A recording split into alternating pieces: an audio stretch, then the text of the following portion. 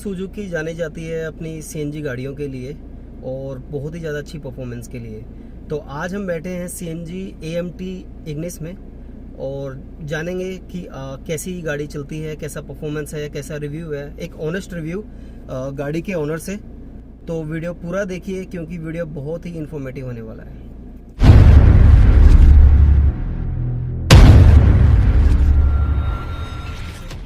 हर्ष जी, बहुत बहुत धन्यवाद आपका। पहले तो ये बताइए कि आपने गाड़ी ये कब परचेज करी है आपने? I bought this car in December 2018 and I have driven this car on petrol say for some 30,000 kilometers. Okay. After that I got Installed CNG okay. retrofitted. And while I was going for CNG fitment, तो उस time पे मेरे mind में भी कुछ doubts थे, performance नहीं रहेगी, कैसा होगा since this is automatic this thing gear system. So I have done some research and after that like in my research I haven't got so much of information. So I have decided let's do it and see what will happen practically actually. Okay तो आपने मतलब क्या सोच के आपने जो है AMT में CNG लगवाने की सोची? क्योंकि मोस्टली गाड़ी जो होती है CNG AMT में कोई CNG नहीं लगवाता, बहुत ही रेयर है जो कभी। आपने क्या सोचा कि आपने CNG लगवाई इसमें? See like I have driven, as you see I have driven this car some 60,000 kilometers around in just 59,500 one and a half year. Okay. So you can understand my running like my car runs almost 150 kilometers daily. Okay. So the major point for opting for CNG was the cost only, fuel cost, and opting for AMT. Reason for opting AMT was like traffic. You know Delhi very well. It's in peak hours it is very jam packed and all. So earlier before this car I was having 2-3 cars. Before this I was having Swift, before that I was having Wagon-R and Baleno, old Baleno. So all of them was manual. So when I used to reach home in the evening, legs were like hell. It was paining like hell. So I have opted for AMT. So that's why you choose AMT option. AMT option. And opting for CNG, as I told you, fuel cost. There is obviously straightway reason. Everybody is opting going for CNG only because of fuel cost. And from last 15 days, now you are seeing that daily 50 paisa, 53 paisa, 40 paisa are hiking on petrol prices. So I think CNG is a good option. मतलब CNG लगवाने का basic जो M होता है किसी भी owner का, वो यही होता है कि वो कुछ अपना जो है रनिंग कॉस्ट कि वो कुछ पैसा बचा सके जब वो एक्चुअली नरेंद्र जी कुछ पैसा नहीं होता। अगर प्रैक्टिकली आप जाएंगे CNG लगवाएंगे तो वो जो पैसा जो बचता है वो कुछ नहीं होता, वो बहुत सारा होता है। Simply it's a very simple calculation. Like for 1.2 liter petrol engine, if you drive it on petrol, whether it's a Suzuki, it's a Hyundai or Tata, whatever the brand is, the basic running cost, the minimum running cost will be around 5 rupees per kilometer. For 1.2 liter 4 तो इस गाड़ी में आपको जो है and when the moment you get the CNG installed, that 5 rupee kilometer slashes down to some 2 rupees 50 paisa per kilometer. So this is a difference of 50% actually. And there are some myths are there, like on CNG engine blows up early and all that all are myth. Before this I was having Swift and I have driven that Swift some 2,25,000 kilometers on CNG. And honestly I have never spent a penny on engine extra normal servicing. Except that I have not spent even a single penny on engine. Mechanical repairs are there, but engine wise I have never spent even a single penny. तो आपकी गाड़ी में अभी कौन सी CNG लगी हुई है, अभी कौन सी कंपनी की लगी हुई है और कितने की पड़ी आपको ये? See, I have got installed Tomesto original with the original Tomesto ECM. and it costs me some 40,000 rupees inclusive of endorsement in RC and insurance. ठीक है. See, this is a one more point I want to specify here, that most of the people got CNG endorsed in the registration certificate, but people never go for endorsement in the insurance. Okay. So in that case, what will happen? Suppose if you met with an accident, or unfortunately whenever you will involved in an accident, so insurance company will not give you claim. So it is a must you also get your CNG endorsed in insurance. पर ये तो वैसे mandatory है ना कि अगर आपने CNG गाड़ी में लगाई है तो वो आपको तो एंडोर्स करानी ही पड़ती है वो तो इंश्योरेंस में. सर लोग नहीं कराते, क्योंकि लोगों को नॉलेज नहीं है, पता नहीं है क्योंकि सीएनजी वाला भी जो आप जिससे भी सीएनजी आप लगवाने जाएंगे वो आपको कभी नहीं बोलेगा कि इंश्योरेंस में भी चढ़वानी है, वो आपको कभी गाइड ही नहीं करेगा इस बारे में. उस पर भारी चालान भी अगर पुलिस वालों ने पकड़ लिया तो कोई चालान नहीं है, क्योंकि पुलिस वालों को भी नहीं पता है. टू बी वेरी फ्रैंक, मैं आपको नहीं, अगर चेक कर लिया तो, अगर चेक ही नहीं करा तो एक अलग बात है. सर उनके लिए देखो, legally for motor vehicle act it is enough that your CNG is endorsed in registration certificate, but if you have to in future, if you have to take claim from insurance company, it must be endorsed in the insurance also. Okay. अच्छा, तो आपको इतना time हुआ है, जैसे 1.5 साल के आसपास जो है आपको लगाए हुए हो गया. मतलब एडवांटेज क्या है फिलहाल? तो पहले हम एडवांटेज के बारे में बात करेंगे, फिर हम उसकी डिसएडवांटेज के बारे में बात करेंगे. सबसे ज्यादा एडवांटेज मतलब किसी तरह की कोई प्रॉब्लम, कोई परेशानी आई है आपको सीएनजी फिटमेंट के बाद? नहीं, मतलब मेरे को कभी ऐसी कोई प्रॉब्लम नहीं आई आज तक. सिर्फ एक बार प्रॉब्लम आई थी जो वो नॉर्मल है, सब गाड़ियों में आती है. चेक इंजन की लाइट आने लग गई थी मेरे डैशबोर्ड पे. ठीक है. तो पर वो भी मैंने उसको सही कराया, वो मैंने गाड़ी स्कैन कराई और जो भी उसमें एरर था वो उसको हटवाया. तो अभी तो नहीं है, अभी मेरे को कोई प्रॉब्लम नहीं है सच सीएनजी. मतलब गाड़ी मतलब पेट्रोल से कितना कुछ आपका पिकअप कम हुआ है, या आपको कोई जर्क लेती है गाड़ी सीएनजी में कुछ? जैसे क्योंकि ये एएमटी है, एएमटी जो है वो एक तरीके से देखा जाए तो सबसे सस्ता गियर बॉक्स होता है कंपनी का, किसी भी कंपनी का. तो सीएनजी लगने के बाद कोई आपको किसी तरह की कोई ऐसी परेशानी आई है जैसे जर्क फील होता है, जैसे कुछ और एएमटी में होता है? क्या आपको किसी प्रकार का जर्क फील हुआ है? मेरे को ऐसी कोई प्रॉब्लम कभी नहीं आई इसके अंदर, सही बताऊं. और मैं इसको मतलब मैंने 30,000 किलोमीटर करीब जो है ये सीएनजी लगवाने के बाद भी चलाई है गाड़ी. 1 साल हो गया मेरे को. तो अभी तक सीएनजी लगवाए हुए, अभी तक तो मेरे को ऐसी कोई प्रॉब्लम कभी आई नहीं. आपकी गाड़ी 59,555 किलोमीटर चल चुकी है, बहुत ही कम टाइम में. चलो अच्छा, अब ये तो हो गए एडवांटेजेस. डिसएडवांटेज क्या लगा है अभी तक आपको जो है? किस चीज का? सीएनजी का? हाँ, सीएनजी का डिसएडवांटेज बस एक ही है कि आपका बूट स्पेस खत्म हो जाता है. वो तो एक नॉर्मली गाड़ी में वो तो मेरे को बाकी और कोई डिसएडवांटेज नहीं लगा. ऐसा थोड़ा सा अगर पिकअप लॉस होता है तो उतना तो दिल्ली में तो मतलब जगह भी नहीं है उतनी तेज गाड़ी चलाने के लिए. And when you are on highway तो आपको पता भी नहीं चलता है कि वो पावर लॉस क्या है, क्योंकि आप स्मूथली फ्लो में जा रहे हैं. आपको बार बार जो है एक्सीलेटर ब्रेक क्लच नहीं करना है. तो आप स्मूथली जा रहे हो. तो मतलब मैंने सीएनजी के ऊपर भी I have taken this car up to 140 और बहुत स्मूथ चलता है.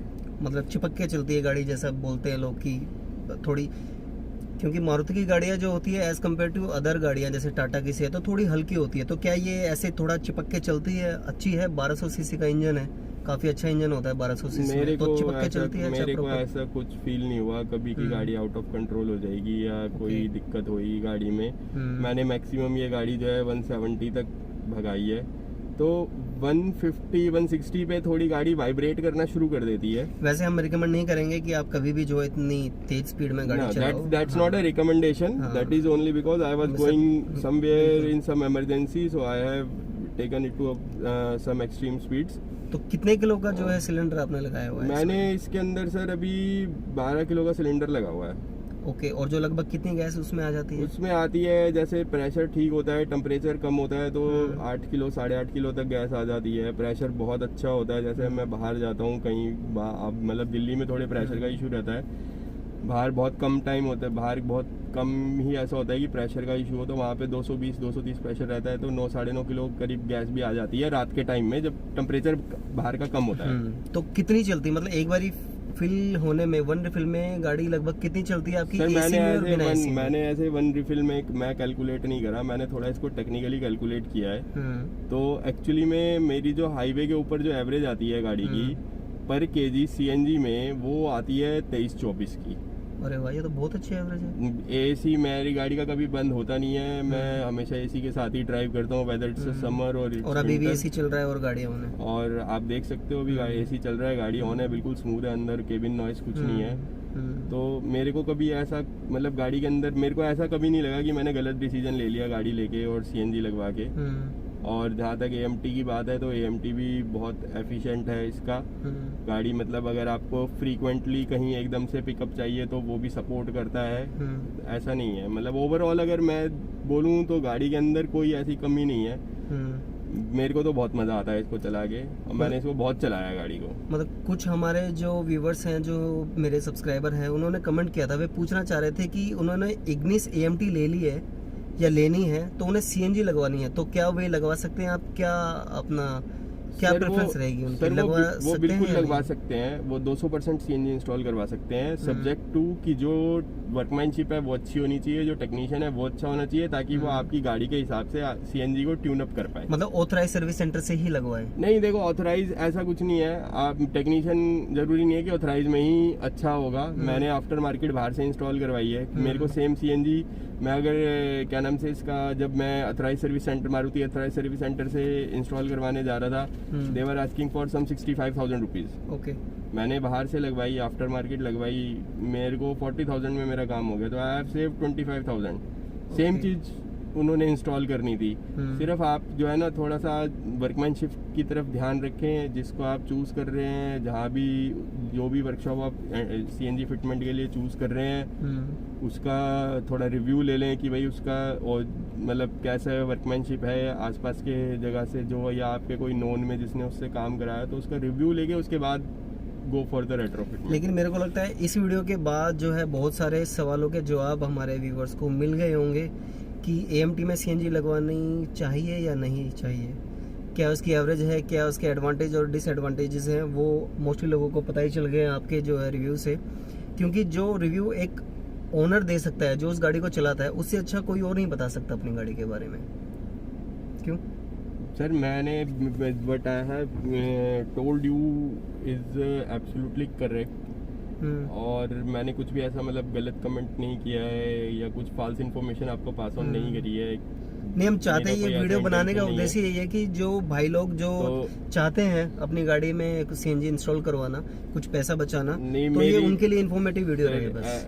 एज बीइंग अ ओनर मैं तो 100% रिकमेंड करूंगा, आप AMT में CNG जो है वो बेफिक्र होकर इंस्टॉल करवा सकते हैं। Only thing is, as I told you earlier, subject to workmanship and मतलब उसकी फिटमेंट अच्छी होनी चाहिए, knowledge of the technician or engineer who is going to install CNG। अच्छा, एक बहुत सारे बंदे पूछते हैं कि यार उसमें जो है वो बूस्टर है या नहीं, उसमें आपने कोई बूस्टर अलग से लगवाया है या लगवाने की जरूरत है या नहीं? एडवांसर, हाँ, जिसको उसको एडवांसर वो सब चीजें नरेंद्र जी वो सब पुरानी हो गई हैं। अभी जो मतलब नए में भी लोग लगा देते हैं, बट आई डोंट थिंक की जरूरत है।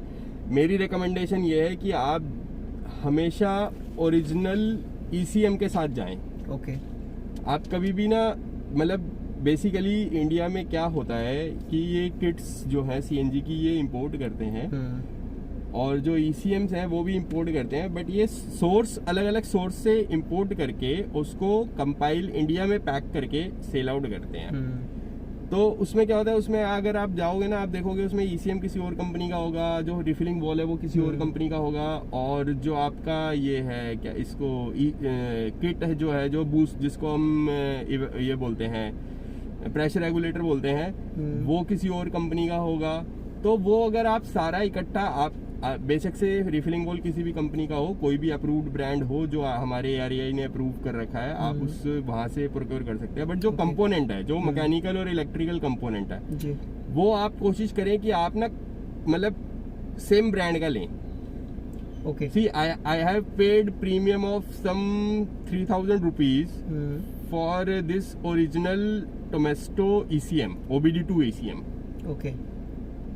if I would have gone for the some other ECM, I would have saved 3,000 rupees, but I am not opted for that. I have this thing chosen original ECM, so I'll get better performance. I am not using any advancer and all, only kit and this thing, pressure regulator and ECM, that's it. No other components. मतलब लाख बातों की एक बात यही है कि मतलब आप जो है किसी भी AMT गाड़ी में CNG लगवा सकते हैं। सर किसी और गाड़ी इग्निस में लगवा सकते हैं। हाँ, वैसे तो हम इग्निस की बात कर रहे हैं इग्निस में लगवा हाँ। सकते हैं, कोई और गाड़ी मैंने चलाई नहीं है AMT वाली CNG वाली, मैं झूठ नहीं बोलूंगा। तो इग्निस में तो आप बेफिक्र होकर लगा सकते हैं। आप अच्छा वर्कशॉप चूज करिए, आप जिसके रिव्यू अच्छे हों आप उससे लगवाइए। तो आप ट्यूनिंग जो है कितने टाइम के बाद कराते हैं और कितने टाइम के बाद आपको जरूरत लगी है कि यार मेरे को अपनी गाड़ी में जो ट्यूनिंग कराने की जरूरत पड़ेगी? मैंने जब से इंस्टॉल कराया है, सिर्फ एक बार जब मैंने आपको बोला था कि वो चेक इंजन की लाइट आने लग गई थी, तो वो बेसिकली वो लाइट ज्यादातर CNG वाली कार्स में इसीलिए आती है क्योंकि एयर और फ्यूल का मिक्सचर जो है CNG पे वो सही नहीं होता है। वो ट्यूनिंग की ही प्रॉब्लम होती है। ठीक। और वो मैंने स्कैन किया, मैं उसके पास गया जिससे मैंने CNG इंस्टॉल कराई थी। मैंने उसको रीज़न बताया कि ये रीज़न है, आप इसको ट्यून अप करो। तो उसने ट्यून अप किया और उसके बाद आज तक मैं दोबारा पलट के गया नहीं CNG वाले के पास। तो अब जो है आपकी गाड़ी में जो है चेक इंजन लाइट जो है वो नहीं, कोई फॉल्ट नहीं है, कोई फॉल्ट नहीं आता। ठीक है। तो उम्मीद है दोस्तों कि आपको सभी तरीके की इन्फॉर्मेशन, सभी तरह की जो कलेक्टिव इन्फॉर्मेशन है वो सभी मिल गई होगी। यदि आपके पास इग्निस AMT है और आप अपनी गाड़ी को अपग्रेड करना चाहते हैं हाइब्रिड उसमें अपने CNG में, तो आप बिल्कुल जो है अपनी गाड़ी में CNG लगवा सकते हैं। किसी तरह की कोई इस वीडियो के बाद मुझे लगता नहीं आप लोगों को किसी प्रकार के और प्रश्नों के उत्तर जानने की आवश्यकता होगी, क्यों अर्जित?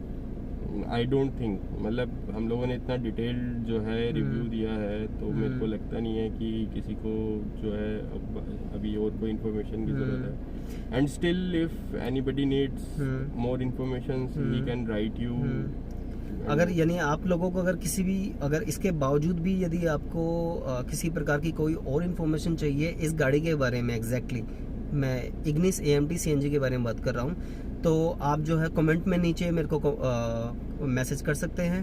मैं अवश्य उसका रिप्लाई करूँगा, आप बिल्कुल चिंता ना करें।